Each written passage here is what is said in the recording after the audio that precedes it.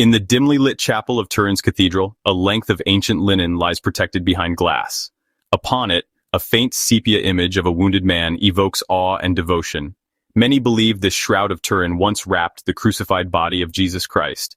But as we look into the scientific tests and historical records, a very different story emerges. The journey to uncover the truth plays out like a detective tale. Scientists, historians, and even bishops have all examined this cloth, and the evidence they've uncovered pulls back the veil of mystery. From cutting-edge radiocarbon dating to forensic blood analysis, and from medieval manuscripts to Jewish burial customs, we've dissected every clue. And each clue points to an unmistakable conclusion. The Shroud of Turin is not what believers claim. Our story begins in 1988 when the Shroud of Turin faced a decisive scientific test. Tiny threads of the linen were distributed to 3 separate laboratories in Oxford, Zurich, and Arizona for radiocarbon dating. This technique measures the decay of radioactive carbon to estimate an artifact's age. After months of careful preparation and blinded analysis, all 3 labs arrived at the same startling age for the cloth. The results were unequivocal. The linen dated to somewhere between 1260 and 1390 AD. In other words, the fabric originated in the Middle Ages, more than 1,000 years after the time of Jesus. The conclusion, announced at a packed press conference in 1988, reverberated around the world. The shroud was not the burial cloth of Jesus of Nazareth. It was a shocking moment for those who had revered the relic, yet to many scientists and historians it was the least surprising outcome. After all, the shroud's trail in the historical record only began in the 14th century, right when the carbon dating indicated it was made. Still, the tale of the carbon dating did not end there. Committed believers, unwilling to accept a medieval date, scrambled for explanations. They claimed the labs must have tested a patched corner rather than the original cloth, or that centuries of handling and contamination with newer carbon, like bacteria or fungi, skewed the results.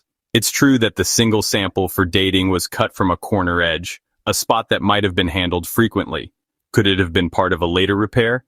Years later, a chemist from the original Shroud research team, Raymond Rogers, examined leftover threads purportedly from the same corner. He reported finding traces of cotton fibers and dye in those threads, suggesting a medieval invisible reweave could have been present there. If that were so, the tested sample might not represent the main cloth. It was a provocative hypothesis, and to some it offered a glimmer of hope that the shroud itself could be older. However, this idea of an expertly spliced patch began to unravel under scrutiny. Textile experts, including Mechtild Fleury-Lemberg, who oversaw a detailed restoration of the shroud in 2002, found no evidence of any such reweaving. She flatly rejected the invisible patch theory, noting it would have been technically impossible to repair the linen so perfectly without leaving behind obvious traces. Indeed, photographs and microscopic inspections during the restoration showed a consistent weave in that corner, continuous with the rest of the cloth, not a later fabric insert. What about contamination by newer material?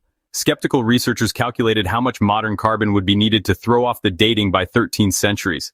The answer was astonishing. You would need to add twice as much new carbon by weight as the cloth's material itself to produce such an error. In other words, the shroud would have to be more contamination than cloth, which is clearly not the case. Furthermore, the labs went through a strenuous process to clean the samples and remove surface contaminants before testing. Even the intense heat of a fire in 1532, which scorched the shroud and left charred marks, could not have altered the date by more than a few decades, certainly not over 1,000 years. The consilience of evidence is compelling. The radiocarbon date aligns with the shroud's first appearance in historical records, and no credible scientific challenge has overturned that result.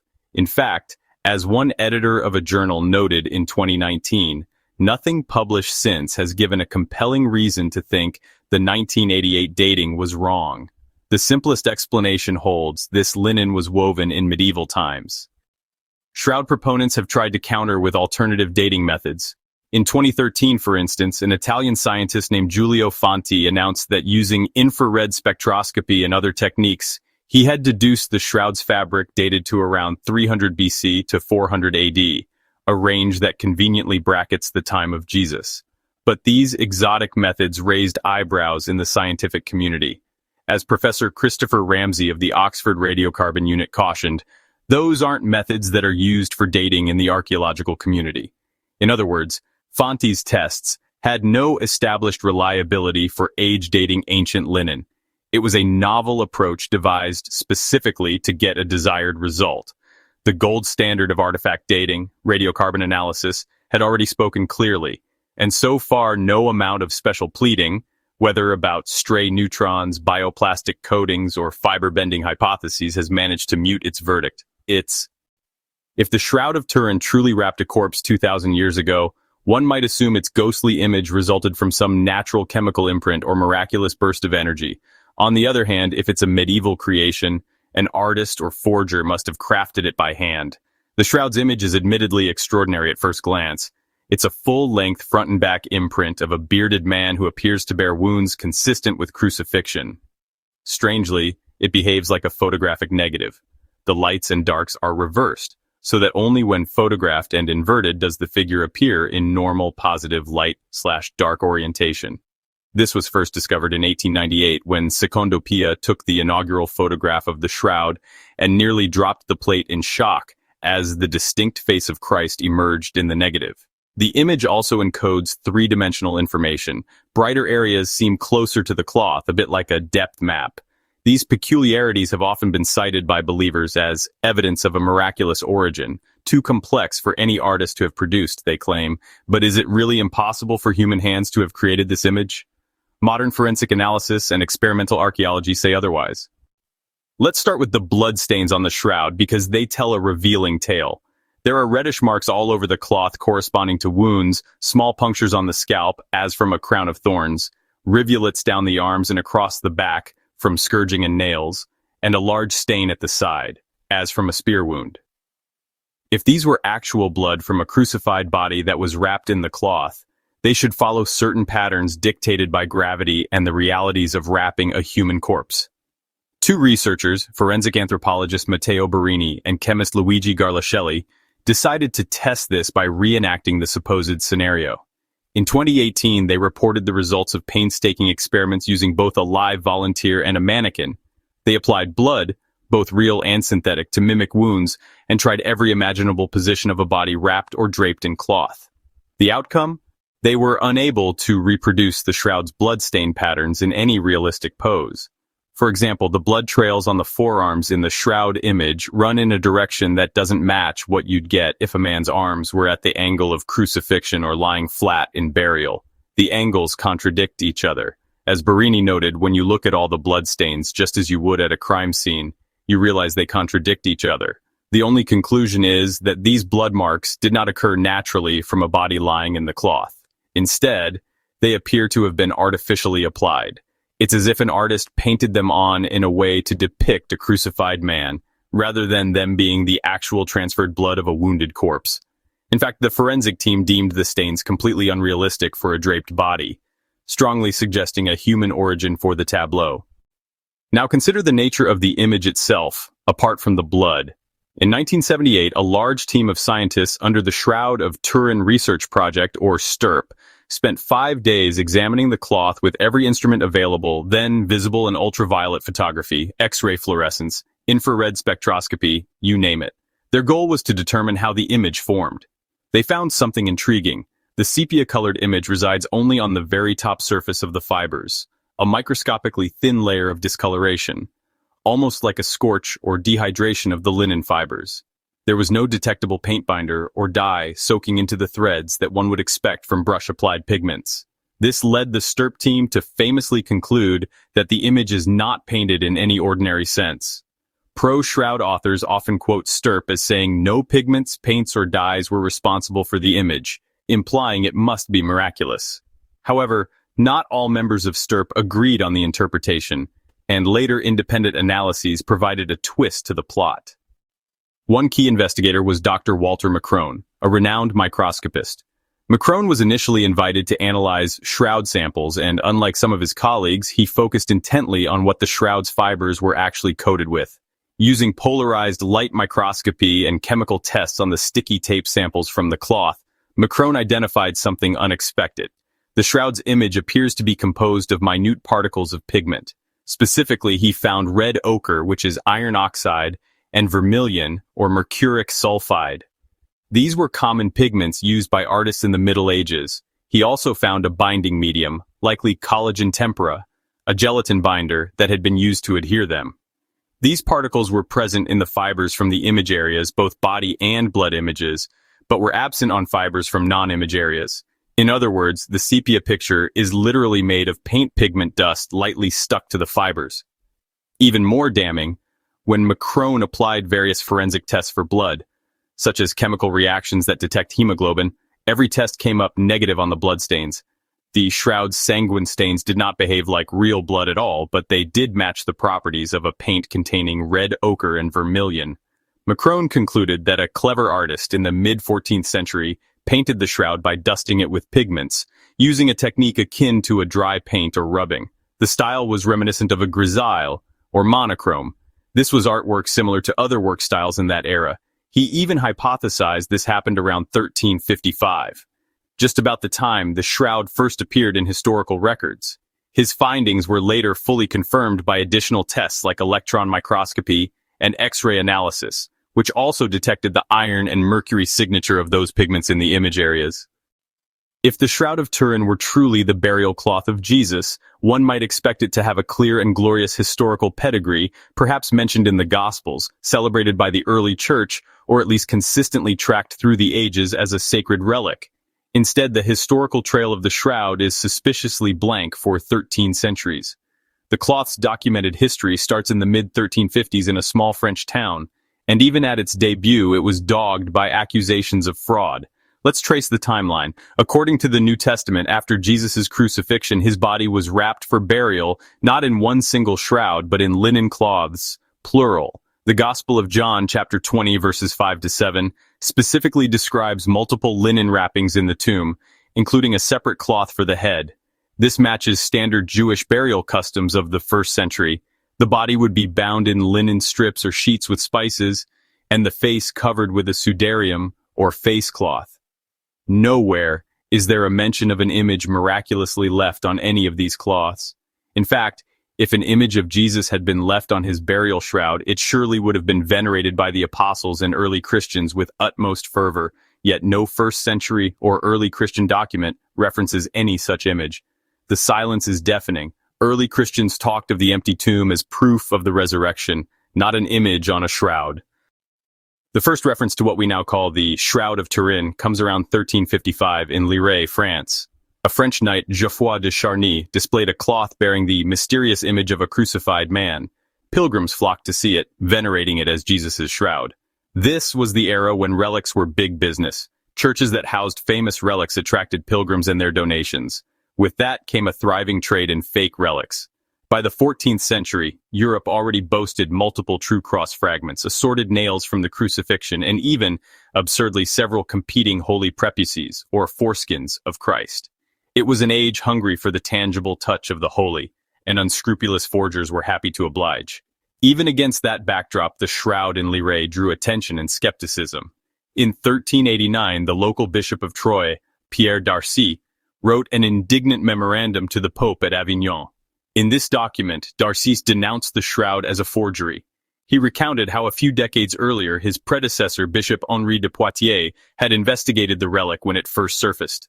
According to d'Arcy, that earlier investigation discovered the artist who had cunningly painted the image and confessed to it. d'Arcy was outraged that despite this, the cloth was still being exhibited to gullible faithful as if it were genuine. He called it a product of human artifice and warned that the church was committing fraud by promoting it. These are not rumors or later libels. We have the text of Bishop d'Arcy's letter preserved in the Vatican archives, and it plainly calls the shroud a painted hoax. The papal response was cautious. Pope Clement VII, unwilling to completely discard an object of popular devotion, forbade any outright claim that the shroud was the true burial cloth of Christ. He decreed it could be shown only with an acknowledgement that it was a man-made figure or representation of the Passion of Christ, not the actual shroud. In essence, even the highest church authority of the time stopped short of asserting the relic's authenticity. Another approach to testing the shroud's authenticity is to determine if it matches what we know of first-century Jewish burial practices and textiles. If this linen really wrapped Jesus of Nazareth, a Jew of the early Roman period, it should be consistent with that context. On this front, the shroud again fails to convince. Firstly, burial practice. The Gospel of John gives a vivid picture of Jesus' entombment. Joseph of Arimathea, and Nicodemus wrapped the body in linen cloths along with a large quantity of myrrh and aloes, aromatic spices. Importantly, John specifies that a separate cloth covered Jesus' head, often referred to as the sudarium. This detail is significant because it indicates the use of multiple cloths, rather than one single large shroud. Archaeological evidence from Jerusalem in the 1st century backs this up. In 2000, archaeologists discovered the only known intact burial shroud from the time of Jesus in a tomb in Jerusalem's Hinnom Valley, Akeldama. This finding, published after radiocarbon confirming a 1st century date, revealed how Jews of that era shrouded their dead. The body was wrapped in a simple linen cloth, and a second cloth, in this case made of wool, was used to wrap the head separately, exactly as the Gospel describes. This two-cloth practice was standard, one around the body and one around the head. The Turin shroud, by contrast, is a single rectangular sheet about 14 feet by 3.5 feet in which the body supposedly lay lengthwise and was folded over head to toe. That is not how Jewish burials of the time were typically done for the average person. If one argues Jesus got a unique burial, one still must explain why those who buried him would ignore the customary separate head wrapping. The inconsistency raises eyebrows. Secondly, the textile itself. The Shroud of Turin's linen is a high-quality weave known as a 3-to-1 herringbone twill. It's a complex diagonal pattern that would have been an exceptional piece of cloth in any era. In the Middle East of the 1st century, linens were usually much more modest in weave. The shroud found in the Jerusalem tomb was a plain weave, a simple over and under pattern, with roughly 12 by 8 threads per centimeter, sturdy but basic. In fact, textile experts note that no examples of herringbone twill linen are known from Palestine in the 1st century. Such a weave might have existed somewhere in the Roman Empire, but it would be extremely rare and likely very expensive.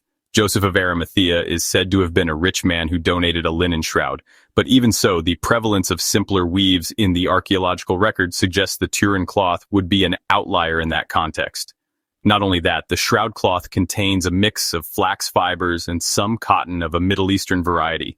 Interestingly, the cotton might hint at a Near Eastern origin of the linen, yet the weave points more toward medieval European weaving techniques, or perhaps those from Syria much later. The leading theory, based on weaving pattern and historical trade, is that the linen could have been produced in medieval Europe, perhaps in France or the Middle East, at a time when complex weaves were more common in luxury textiles.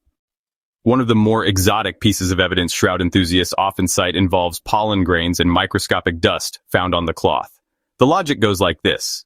If the Shroud of Turin had traveled from Jerusalem to France, it might have picked up pollen from plants along the way, or dust specific to certain locales like Jerusalem limestone. In the 1970s, a Swiss criminologist named Max Frey obtained permission to press sticky tapes onto the shroud's surface to collect particles.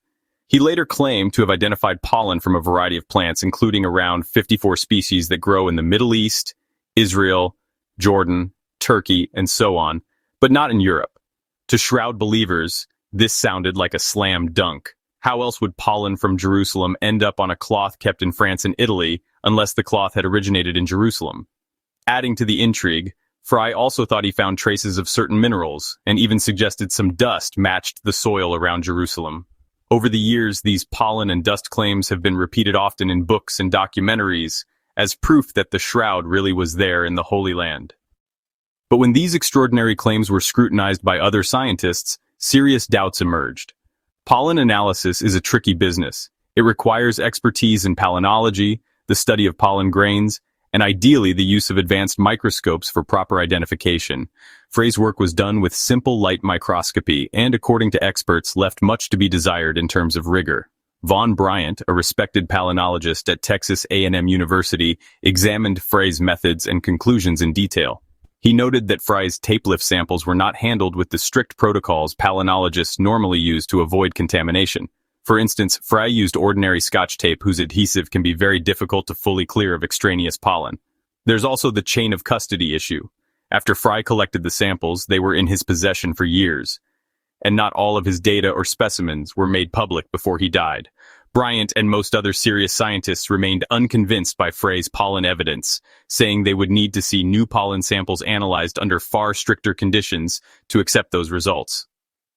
In 1999, a group of researchers tried to verify Frey's work and did publish a report largely agreeing with him, but they too relied on similar microscopy methods, not the higher fidelity scanning electron microscopy that could conclusively identify the pollen's morphology. This means there's a possibility of misidentification. Some pollens can look similar, and without thorough analysis, one might claim a species is unique to Israel when in fact a related species in Europe produces a similar grain. Additionally, critics point out that even if some Middle Eastern pollen is on the shroud, it doesn't prove the cloth itself ever went there. Pollen can travel on the wind or via human handling. During the Crusades and later, many relics from the Holy Land were brought to Europe, some genuine, many fake, and they could have introduced pollen to other objects. The shroud was displayed and handled by people from all over Christendom. It's not impossible that someone pressed it to other relics or exposed it to environments where foreign pollen was present. In essence, the presence of pollen from native Palestinian plants does not prove the shroud was ever in Palestine.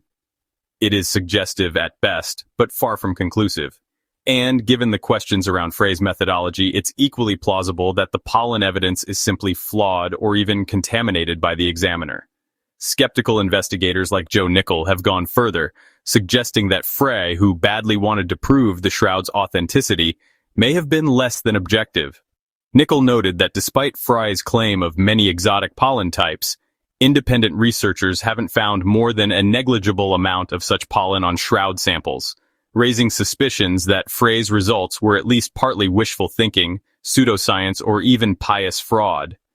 That might be harsh, but it underscores how unsubstantiated the pollen claims remain in mainstream science.